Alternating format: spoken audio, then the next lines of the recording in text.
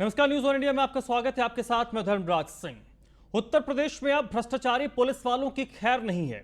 भ्रष्टाचारी पुलिसकर्मियों पर मुख्यमंत्री योगी आदित्यनाथ सख्त हो गए हैं और डीजीपी मुकुल गोयल ने भ्रष्ट पुलिसकर्मियों का ब्यौरा मुख्यमंत्री ने मांगा है। तो भ्रष्टाचार में संलिप्त तमाम पुलिसकर्मियों का ब्यौरा मुख्यमंत्री ने डीजीपी से मांगा है। भ्रष्ट पुलिसकर्मियों की डिटेल अब पुलिस मुख्यालय से सीएम ऑफिस जाएगी। एसएसपी हर महीने भ्रष्ट पुलिसकर्मियों की एक डिटेल मुख्यमंत्री को भेजने वाले हैं। मुख्यमंत्री योगी आदित्यनाथ के रडार पर अब भ्रष्ट पुलिसकर्मी होंगे। भ्रष्टाचार में संलिप्त पुलिसकर्मियों का रिपोर्ट मुख्यमंत्री ने मांगा है और डीजीपी को इसके लिए बाकायदा निर्देश दिया गया है। और अब तमाम जिलों के जो पुलिस कप्तान हैं वो महीने भर के पुलिसकर्मियों की जो डिटेल रिपोर्ट है वो पुलिस मुख्यालय को भेजेंगे और पुलिस मुख्यालय उसको सीएम ऑफिस तक फॉरवर्ड करेगा। तो भ्रष्टाचार के खिलाफ जीरो टॉलरेंस की नीति पर आगे बढ़ते हुए अब मुख्यमंत्री योगी आदित्यनाथ की नजर भ्रष्ट खाकी वर्दीधारियों पर पड़ी है और इसके लिए बाकायदा रिपोर्ट भी तलब की गई है। उत्तर प्रदेश में भ्रष्टाचार में संलिप्त पुलिस वालों की अब खैर नहीं। मुख्यमंत्री योगी आदित्यनाथ ने भ्रष्टाचार में संलिप्त पुलिसकर्मियों के प्रति सख्त रुख अख्तियार करते हुए डीजीपी मुकुल गोयल से पुलिसकर्मियों का ब्यौरा मांगा है। जो पुलिसकर्मी संलिप्त रहे हैं भ्रष्टाचार में, और अब एसएसपी हर महीने भ्रष्ट पुलिसकर्मियों की डिटेल पुलिस मुख्यालय को भेजेंगे या डीजीपी ऑफिस को भेजेंगे और डीजीपी ऑफिस उन रिपोर्ट्स को सीएम तक पहुंचाएंगे। पुलिस में भ्रष्टाचार को कम करने के लिए और भ्रष्ट पुलिसकर्मियों पर नकेल कसने के लिए मुख्यमंत्री योगी आदित्यनाथ की तरफ से निर्देश दिया गया है।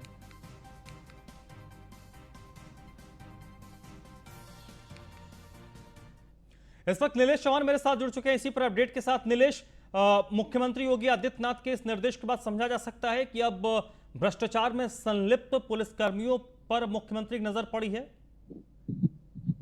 देखिए, बिल्कुल 2017 में जब उत्तर प्रदेश में भारतीय जनता पार्टी की सरकार बनी, उसी के बाद से लगातार उत्तर प्रदेश के मुख्यमंत्री योगी आदित्यनाथ प्रयास कर रहे हैं कि विभाग कोई भी हो उसमें भ्रष्टाचार बिल्कुल नहीं होना चाहिए और जो भ्रष्टाचारी है वो भी विभागों से निकाले जाए। अब पुलिस विभाग का नंबर है जिसमें मुख्यमंत्री सख्त हुए। उन्होंने साफ तौर पर कहा कि जो पुलिस विभाग में कर्मचारी हैं, अधिकारी हैं जो भ्रष्टाचार में संलिप्त रहते हैं, भ्रष्टाचार को बढ़ावा देते हैं, ऐसे लोगों को में नकेल कसने की जरूरत है, जिसको लेकर मुकुल गोयल ने एक आदेश जारी किया है कि उत्तर प्रदेश के समस्त जो कप्तान है वो ये सुनिश्चित करें कि उनके जिलों में कितने भ्रष्ट पुलिसकर्मी हैं जो लगातार भ्रष्टाचार को बढ़ावा देते हैं, जिनके ऊपर आम जनता लगातार आरोप लगाती है और आरोप लगाने के बाद जब उसको न्याय नहीं मिलता तो कहीं ना कहीं मुख्यमंत्री आवास का भी दरवाजा खटखटाती है। तो ऐसे में उन पुलिसकर्मियों की लिस्ट अब हर महीने डीजीपी मुख्यालय को भेजी जाएगी और उस लिस्ट के अनुसार जो भी भ्रष्टाचारी कर्मचारी पाए जाएंगे, जो जांच में सही पाए जाएंगे, उनके ऊपर सख्त कार्रवाई की जाएगी, यहाँ तक कि उनको पुलिस विभाग से निकाला भी जा सकता है। कहीं ना कहीं ये काफी अच्छी पहल है कि उत्तर प्रदेश में पुलिस विभाग एक बड़ा विभाग है जो आम जनता के लिए 24 घंटे काम करता है। ऐसे में तमाम पुलिसकर्मी ऐसे हैं जो कहीं ना कहीं विभाग को बदनाम करने का काम कर रहे हैं, कहीं ना कहीं जनता को परेशान करने का काम कर रहे हैं। अब उनकी खैर नहीं रहेगी, क्योंकि जब जो जिलों के कप्तान है वो अपनी लिस्ट डीजीपी मुकुल गोयल को भेजेंगे, जब उसकी जांच पड़ताल होगी तो जांच पड़ताल में अगर कोई कर्मचारी, पुलिसकर्मी या अधिकारी सही पाया जाता है तो उसके ऊपर सख्त कार्रवाई की जाएगी। तो कहीं ना कहीं जीरो टॉलरेंस की जो नीति है मुख्यमंत्री योगी आदित्यनाथ की, उसी के तहत ये निर्णय लिया गया है और अब से उत्तर प्रदेश के जो पुलिस विभाग के भ्रष्टाचारी हैं वो कहीं ना कहीं अब जेल में भेजने का काम उत्तर प्रदेश सरकार करेगी। चलिए नीलेश, आप मेरे साथ बने रहिएगा। तो मुख्यमंत्री योगी आदित्यनाथ अब भ्रष्ट पुलिसकर्मियों को लेकर सख्त रुख अख्तियार करते हुए नजर आ रहे हैं और बाकायदा डीजीपी को उन्होंने इसको लेकर रिपोर्ट भी तलब की है। डीजीपी को कहा है कि भ्रष्ट पुलिसकर्मियों की रिपोर्ट सीएम तक पहुंचाया जाए। अब बात करते हैं नाइट कर्फ्यू की। नाइट कर्फ्यू का वक्त कम किया गया है। अब रात के 11 बजे तक दुकानें खुल पाएंगी। रात को 11 बजे से सुबह 6 बजे तक नाइट कर्फ्यू लागू रहेगा। इसका मतलब यह है कि रात को 11 बजे तक उत्तर प्रदेश में दुकानें खुली रहेंगी, यानी कि जो दुकान हैं, बाजार हैं, वो रात को 11 बजे तक खोले जा सकते हैं। वर्तमान में कोरोना के हालात को देखते हुए सरकार के ने ये फैसला किया है। हालांकि सरकार की तरफ से लोगों से अपील की गई है कि आम लोग अनावश्यक भीड़ लगाने से बचें और कोविड के प्रोटोकॉल का पालन जरूर करें। नीलेश मेरे साथ बने हुए लखनऊ से। नीलेश, मुख्यमंत्री योगी आदित्यनाथ जो अपनी टीम है T9 उसके साथ लगातार कोविड के हालात की समीक्षा करते रहते हैं और ये माना भी जा रहा था कि जिस तरीके से उत्तर प्रदेश में कोविड के केस घटे हैं उसके बाद नाइट कर्फ्यू को लेकर भी सरकार कुछ ना कुछ फैसला ले सकती है।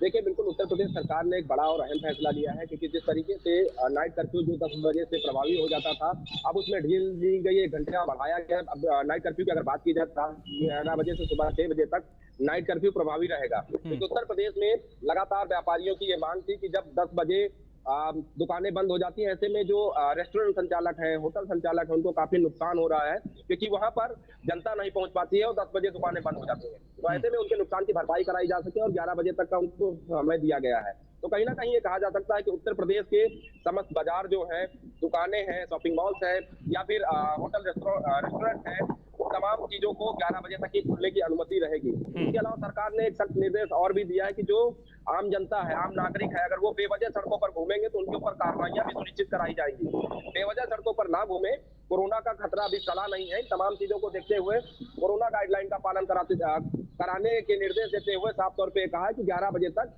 जो दुकानें हैं वो खुल सकती हैं। तो कहीं ना कहीं अब देखना होगा कि 1 घंटे का जो समय बढ़ाया गया है उसमें व्यापारियों को कहीं ना कहीं राहत मिलेगी। फिलहाल उत्तर प्रदेश सरकार ये प्रयास कर रही है कि नाइट कर्फ्यू लगाने की भी जरूरत ना पड़े। इस लिहाज से उत्तर प्रदेश में अगर हम वैक्सीनेशन की बात करें तो वैक्सीनेशन भी बड़े पैमाने पर चलाया जा रहा है। जिन जगहों पर वैक्सीनेशन छूट जाता है वहां पर मेगा वैक्सीनेशन कैंप लगाए जाते हैं। कैंप लगाकर आम जनता को बिना किसी रजिस्ट्रेशन के, बिना किसी स्लॉट अलॉटमेंट के वहां पर वैक्सीन लगाई जा रही है। तो ये प्रयास है सरकार के कि उत्तर प्रदेश से कोरोना को मुक्त किया जाए। फिलहाल जो नाइट कर्फ्यू है उसकी समय सीमा कम की गई है। रात 11 बजे से सुबह 6 बजे तक अब नाइट कर्फ्यू प्रभावी रहेगा। चलिए नीलेश, बहुत बहुत शुक्रिया आपका। तो उत्तर प्रदेश में कोविड की स्थिति को देखते हुए नाइट कर्फ्यू में 1 घंटे की ढील दी गई है। अब रात को 11 बजे से सुबह 6 बजे तक नाइट कर्फ्यू रहेगा, यानी कि बाजार और दुकानें 11 बजे तक खुल सकती हैं।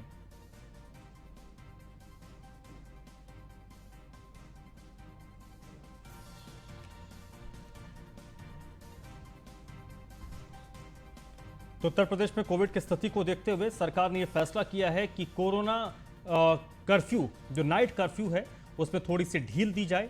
पहले 10 बजे तक बाजार को बंद करने के निर्देश थे, लेकिन लगातार बेहतर होती स्थिति के बाद सरकार ने यह तय किया है कि अब बाजार 1 घंटे देर तक यानी 11 बजे तक गुलजार रहेंगे। बाजार को खोले जा सकते हैं, दुकान खोले जा सकते हैं, लेकिन इस दौरान भी जब बाजार खुले रहेंगे उस दौरान आम लोगों को जो अपने घरों से बाहर निकलते हैं उन्हें कोरोना गाइडलाइंस, कोविड के प्रोटोकॉल का पालन करना होगा और अनावश्यक भीड़ लगाने से लोग बचें। इसकी अपील भी लगातार सरकार की तरफ से की जा रही है।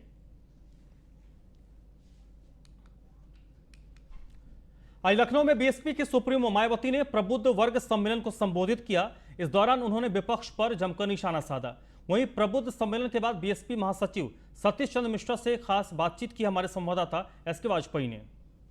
जिस तरीके से लगातार प्रबुद्ध वर्ग सम्मेलन किए हैं, क्या लगता है 2022 में इसका कितना फर्क आप देखते हैं? देखिए, आपने हमें बताने की जरूरत नहीं, आपने स्वयं अपनी आंखों से देख लिया। ये कार्यक्रम जो है, जिस तरीके से जितना व्यक्ति अंदर था उससे ज्यादा व्यक्ति बाहर था, वो अंदर नहीं आ पाया क्योंकि जगह ही नहीं थी।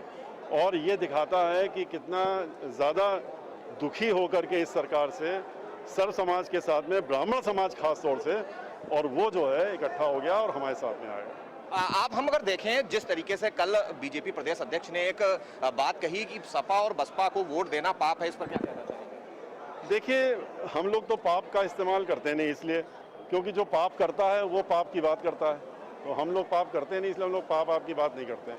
उनसे आपको पूछना चाहिए था कि उन्होंने कितने किए हैं और इस तरह का नाम ले रहे हैं, तो वो तो दुखी हो रहे हैं ना। उनको आज जनता उखाड़ के फेंकने जा रही है, ये उनको सामने नजर आ रहा है। बिल्कुल, ये हैं बीएसपी महासचिव सतीश चंद्र मिश्र, जिनका साफ तौर पर कहना है कि हमारे प्रबुद्ध सम्मेलन का कितना लाभ हुआ है ये आप अच्छी तरीके से देख रहे हैं। निश्चित है कि बीएसपी इन प्रबुद्ध सम्मेलन से सीधे तौर पर ब्राह्मणों और उच्च वर्ग को जोड़ने का काम कर रही है। जहां तक अयोध्या और काशी का सवाल है, उस पर भी हम लगातार काम कर रहे हैं और अपने बयान पर अडिग हैं। बीजेपी प्रदेश अध्यक्ष के बयान पर बीएसपी महासचिव का साफ तौर पर कहना था, उन्होंने कितने पाप किए हैं ये उनको याद करना चाहिए। कैमरामैन अमित शाहनी के साथ में न्यूज़ 1 इंडिया, लखनऊ। जिस तरीके चलिए बढ़ते आगे, लखनऊ से अगली खबर है। नाका कोतवाल के खिलाफ नोटिस जारी की गई है। क्राइम ब्रांच की टीम ने नाका कोतवाल के खिलाफ ये नोटिस जारी किया है। 2 भूमाफियाओं को संरक्षण देने का आरोप नाका कोतवाल पर है। क्राइम ब्रांच इस मामले की जांच कर रही है और क्राइम ब्रांच ने भूमाफियाओं को संरक्षण देने के आरोप में नाका कोतवाल को नोटिस जारी किया है। बरेली जेल में ये दोनों भूमाफिया बंद हैं और वरिष्ठ अधिकारियों के निर्देश के बावजूद भी इन पर कार्रवाई नहीं की गई। नाका कोतवाल लगातार अपनी ड्यूटी में लापरवाही करता रहा और अब मनोज मिश्रा जो नाका कोतवाली में तैनात है उसके खिलाफ कार्रवाई शुरू हुई है और नाका कोतवाल को नोटिस जारी किया गया है।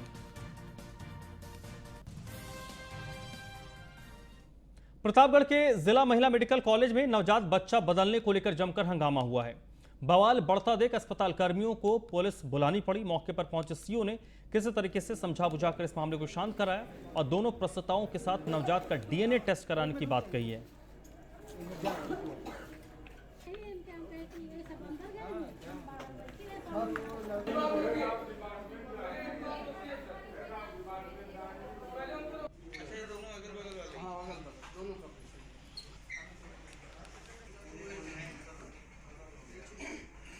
एक मरीज पहले थी, उसको बाहर किया गया, दूसरा में रेखा तिवारी अंदर आई, तो उनका ऑपरेशन, फिर उसकी पूजा श्रीवास्तव के ऑपरेशन के आधे घंटे बाद हमने तो रेखा तिवारी का ऑपरेशन शुरू किया था। पूजा श्रीवास्तव का पहले लड़का हुआ, फिर इन्होंने बच्चा मरीज के अटेंडेंट को दिया। तो ये रेखा तिवारी के अटेंडेंट सामने एकदम ओटी के आके खड़े हो जाते हैं, तो उन्होंने रेखा तिवारी को गलती से आया ने दे दिया, लेकिन इन्होंने साइन अपने जो हमारा पूजा श्रीवास्तव का कागज था, BST थी, उस पर रेखा तिवारी वाले अटेंडेंट ने, हस्बैंड ने लेके आओ पूजा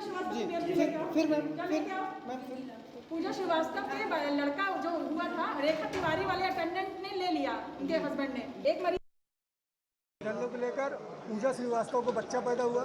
डॉक्टर वर्तिका सिंह जी ने अंदर वो ओटी मौजूद थी, बाहर मैसेज आया पूजा श्रीवास्तव को लड़का पैदा हुआ है। मेरी माता जी मौके मौजूद थी, वो सुनते ही मेरे बगल में मामा खड़े थे, उनको जाकर उन्होंने बताया कि बहू को आपके बच्चा पैदा हुआ है। जब वहाँ से वो लौट करके आई, बगल बेड पे जो पेशेंट एडमिट है उसके परिजन वहाँ पे खड़े थे, बच्चा उनके हाथ में जा चुका था, लेकिन तब तक उनका ऑपरेशन नहीं हुआ था और वो अपना बच्चा कह करके हॉस्पिटल के अंदर हंगामा काटने लगे, जबकि मेरा बच्चा 4:30 के आसपास हुआ, उनका उसके बाद हुआ है। कुल मिला के कन्फ्यूजन का मामला है। डॉक्टर साहब ने बोल दिया कि बच्चा पूजा श्रीवास्तव का। अस्पताल का स्टाफ है मेडिकल कॉलेज का, उसने लापरवाही बरती। जी बिल्कुल लापरवाही है। अगर बच्चा उनके हाथ में है तो पेशेंट को क्लियर करने के बाद बच्चा देना। ये पूजा श्रीवास्तव और रेखा तिवारी के बीच में बच्चे बदलने के लिए विवाद हुआ, जिसमें हम लोग पहुंचे और डॉक्टर साहबा से बात भी की, तो थोड़ा कन्फ्यूजन था, जिसमें स्वीपर द्वारा कुछ पहले जिसका ऑपरेशन हुआ था उसका बच्चा दूसरे पक्ष को दे दिया गया, जिस वजह से ये कन्फ्यूजन हुआ। दोनों पक्षों से बात की गई, दोनों पक्ष संतुष्ट हैं। उनका कहना है कि सर डीएनए प्रोफाइल करा दीजिए, जिसका जो बच्चा होगा वो हम लोग ले लेंगे। मैनपुरी में समाजवादी पार्टी के अध्यक्ष अखिलेश यादव ने एक बड़ा बयान दिया है। अखिलेश यादव ने प्रसपा को एक छोटा दल बताया है। प्रसपा अखिलेश यादव के चाचा शिवपाल यादव की पार्टी है और प्रसपा को अखिलेश यादव ने एक छोटा दल बताया और उन्होंने कहा है कि शिवपाल यादव के लिए एक सीट हमने छोड़ दी है, शिवपाल यादव के लिए और भी सीट हम छोड़ेंगे। यानी कि शिवपाल यादव और उनकी पार्टी का अगर विलय समाजवादी पार्टी में होता है तो उनके साथ जितने लोग आएंगे उनका पार्टी पूरा सम्मान करेगी, उनके सम्मान का पूरा ख्याल रखा जाएगा। बीजेपी वाले हिंदुत्व को लेकर भ्रम फैलाते हैं। तो मैनपुरी में अखिलेश यादव ने 2-3 जो बड़ी बड़ी बातें कही हैं। सबसे पहले प्रसपा को उन्होंने छोटा दल बताया और अपने चाचा शिवपाल यादव को लेकर कहा कि उनके लिए एक सीट छोड़ दी गई है, कुछ और सीट भी हम छोड़ सकते हैं और जो भी लोग आएंगे उनका पूरा सम्मान समाजवादी पार्टी में होगा। नेताजी के प्रति यहाँ की जनता का प्रेम और सम्मान हमेशा बना रहा है और वैसा ही नेताजी ने हमेशा यहाँ की जनता से उतना ही प्यार किया है। इस क्षेत्र के विकास के लिए समाजवादी पार्टी ने लगातार कोशिश की है। सैनिक स्कूल अगर कहीं बनना था, समाजवादी सरकार में सैनिक स्कूल बना है। यहाँ का अस्पताल मैनपुरी का बेहतर हुआ है।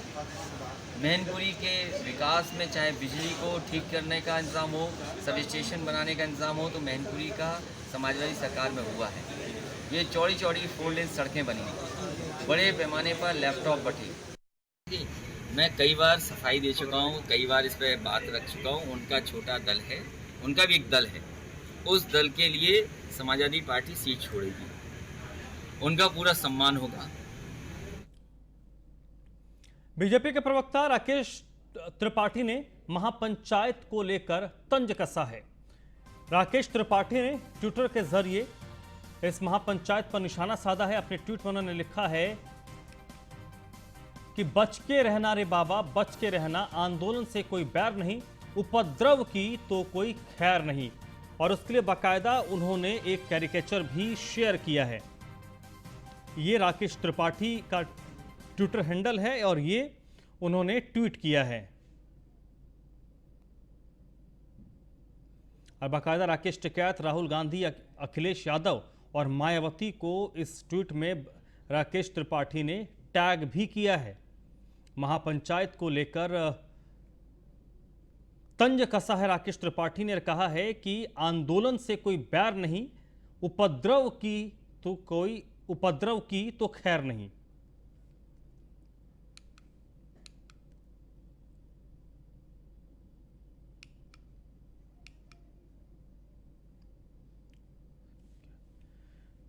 राकेश त्रिपाठी जो भारतीय जनता पार्टी के प्रवक्ता हैं, उनका ये ट्वीट है, जिस ट्वीट के जरिए उन्होंने उत्तर प्रदेश में लॉ एंड ऑर्डर को लेकर एक तंज कसार कहा है कि उत्तर प्रदेश में लॉ एंड ऑर्डर बिगड़ने नहीं दिया जाएगा। और महापंचायत को लेकर ये तंज उनका था। उन्होंने कहा कि आंदोलन करें, आंदोलन से कोई दिक्कत नहीं है, लेकिन आंदोलन की आड़ में अगर कोई उपद्रव करेगा तो उसकी खैर नहीं है। आंदोलन से कोई बैर नहीं, उपद्रव की तो कोई खैर नहीं। और ये फोटो है, इसमें सामने देखिए, ये वो तस्वीर है जो उसके साथ उन्होंने साझा किया है। दिल्ली में उत्तर प्रदेश सरकार में मंत्री नंदगोपाल नंदी ने न्यूज़ 1 इंडिया से खास बातचीत की। इस दौरान उन्होंने ओवैसी के अयोध्या दौरे पर पोस्टरों पर फैजाबाद लिखे जाने पर सवाल पर प्रतिक्रिया दी है। वहीं पूर्व बाहुबली सांसद अतीक अहमद की पत्नी के AIM-IM में शामिल और ब्राह्मणों को साधने के लिए मायावती का प्रबुद्ध जन सम्मेलन जो हो रहा है, उसको लेकर भी उन्होंने प्रतिक्रिया दी है। और साथ बातचीत करने के लिए उत्तर प्रदेश सरकार में मंत्री नंदगोपाल नंदी जी हैं। सर, अयोध्या को फैजाबाद लिखा गया है ओवैसी के पोस्टरों में, क्या कुछ कहेंगे? देखिए, अयोध्या है, इनके लिखने से कुछ भी नहीं होने वाला है। उत्तर प्रदेश का जनमानस अच्छी तरह से जानता है और देश का जनमानस और दुनिया में सनातन धर्म को मानने वाले हर लोग को मन में, तन में, रोम रोम में राम हैं और इसको किसी के लिख देने से कुछ नहीं होने वाला है। लेकिन एक बात और है कि उत्तर प्रदेश में कानून का शासन है, कानून का राज है। माननीय मुख्यमंत्री योगी आदित्यनाथ जी ने कानून का राज स्थापित किया है, उसको कानून को कोई हाथ में लेगा तो उसके खिलाफ कार्रवाई होगी। दूसरा, मैं ये कहना चाहता हूँ कि अल्पसंख्यक समाज को बरगलाने के लिए सपा, बसपा, कांग्रेस ये खूब बातें करते रहे, डरा करके वोट तो लेते रहे, कभी इनके विकास के लिए कोई काम नहीं किया। अल्पसंख्यक वित्त विकास निगम पिछले 15 साल से सपा बसपा की सरकारें रही, बंद रही।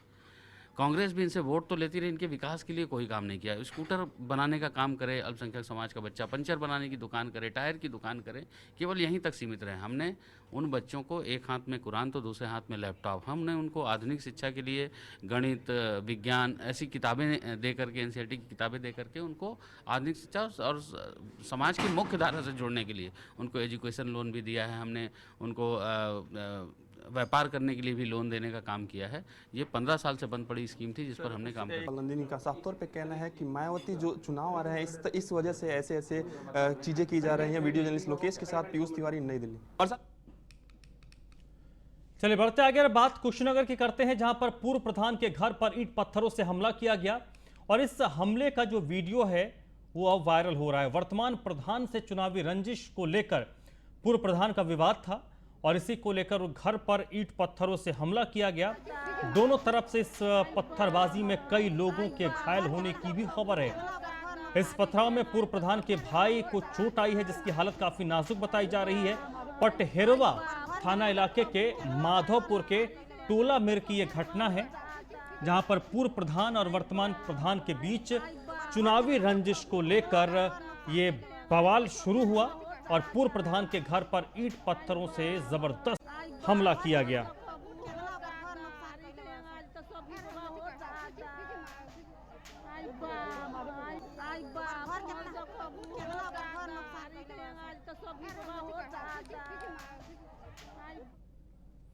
बिजनौर में करंट लगने से एक युवक की मौत हो गई है। सड़क पर टूटी पड़ी हुई थी एचटी लाइन और बाइक पर सवार होकर ये युवक जा रहा था। उसी दौरान ये करंट की चपेट में आ गया।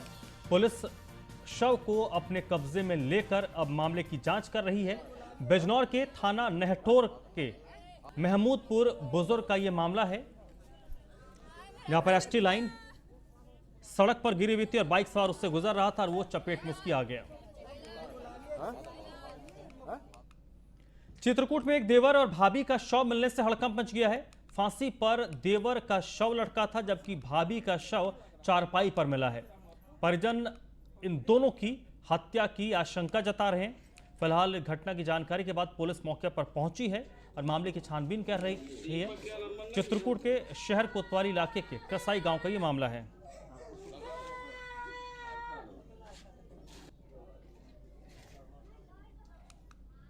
यहाँ जैसे आज देखे कि भाभी मृत पड़ी है, देवर फांसी लगाए हुए है। जो इनका भाई है वो शादीशुदा यानी ख़त्म हो गए थे, इनकी शादी नहीं हुई थी। अब तो ये तो पुलिस जांच में बताया कि कैसे क्या हुआ है। देखने में लगता है ना कि ये मर्डर हुआ है। फांसी का फंदा देख लग रहा है ना, अगर जैसे दरवाजे में लगा फंदा और इतनी हाइट भी नहीं है कि वो फांसी लगा सके, तो पुलिस जाँच करे। हाँ, पूरा दूध का दूध पानी पानी करे कि कैसे क्या घटना हुई। नोएडा पुलिस कमिश्नरेट छावनी में तब्दील कर दी गई है। रैप, पीएससी और भारी पुलिस बल नोएडा पुलिस कमिश्नरेट में तैनात किया गया है। कमिश्नर ऑफिस के आसपास बैरिकेडिंग कर दी गई है। कमिश्नर दफ्तर का घेराव करने के लिए इस वक्त नाराज वकील पहुंच रहे हैं। अधिवक्ता से अभद्रता का विरोध करने के लिए वकील कमिश्नरेट का घेराव करने के लिए पहुंच रहे हैं। पुलिस प्रदर्शन कर रहे अधिवक्ताओं को रास्ते में रोका है। पुलिस और वकीलों के बीच धक्का मुक्की भी हुई है। बीच सड़क पर ही इस वक्त वकील धरने पर बैठ गए हैं। वकीलों ने पुलिस के खिलाफ जमकर नारेबाजी की है। वकीलों को उत्पीड़न और अभद्रता पर वकील अब सड़क पर उतरकर प्रदर्शन कर रहे हैं। नोएडा फेज 2 थाने में तैनात पुलिसकर्मियों पर आरोप है कि एक अधिवक्ता को जबरन थाने में बिठाया गया। सेक्टर 108 सीपी दफ्तर के बाहर इस वक्त वकीलों का प्रदर्शन जारी है। निशांत इस वक्त मेरे साथ जुड़ चुके हैं नोएडा से, इसी पर अपडेट के साथ। निशांत, अभी क्या स्थिति है? देखिए, बिल्कुल जो कमिश्नर ऑफिस का वकीलों ने सैकड़ों की संख्या में घेराव किया और घेराव करने के बाद अपनी मांगों पर अड़े रहे। उनका कहना है कि थाना फेज 2 पुलिस ने एक हमारे अधिवक्ता महेश नागर के साथ में कुछ बदसलूकी की और उसके साथ बदसलूकी करने के बाद चेकिंग के दौरान उसको लॉकअप में बंद कर दिया और उसके खिलाफ कार्रवाई की बात करने लगी। तो इसी तरीके के तमाम तरीके के पुलिस पर आरोप, गंभीर आरोप लगाए और उसके बाद अब मौके पर वरिष्ठ अधिकारी पहुंचे हैं। उन्हें समझाने का प्रयास किया जा रहा है। कुछ जो बार एसोसिएशन के अध्यक्ष हैं, पूर्व अध्यक्ष हैं, उनको मेन जो अधिवक्ता हैं उनको ले जाया गया है कमिश्नर आलोक सिंह के पास। कमिश्नर आलोक सिंह और उन वकीलों की बैठक चल रही है और बैठक करने के बाद अब जो फैसला क्या आता है ये सबसे बड़ी बात है। वकीलों की मांग है कि इनके खिलाफ कार्रवाई होनी चाहिए, जो दोषी पुलिसकर्मी है उनके खिलाफ कार्रवाई होनी चाहिए। थाना फेज 2 पुलिस ने अधिवक्ता के साथ बड़ी बदसलूकी की है, इसलिए फेज 2 पुलिस के खिलाफ कार्रवाई की मांग कर रहे हैं। चलिए, बहुत बहुत शुक्रिया आपका निशांत। और आपको सीधे ले चलते हैं, इस वक्त हरियाणा के मुख्यमंत्री मनोहर लाल क्या कुछ कह रहे हैं वो सुनवाते हैं।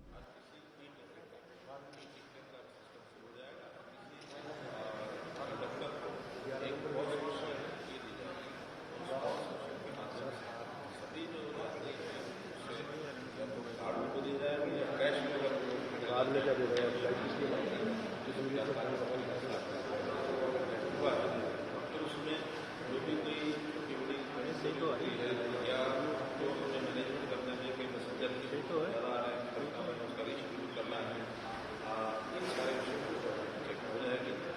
फ्री पास वाले कभी उसके हर एक बस में CCTV कैमरा लगेंगे, सुरक्षा का निश्चित रखा जाएगा। एक बड़ा पैकेज 40 करोड़ रुपये के आसपास एक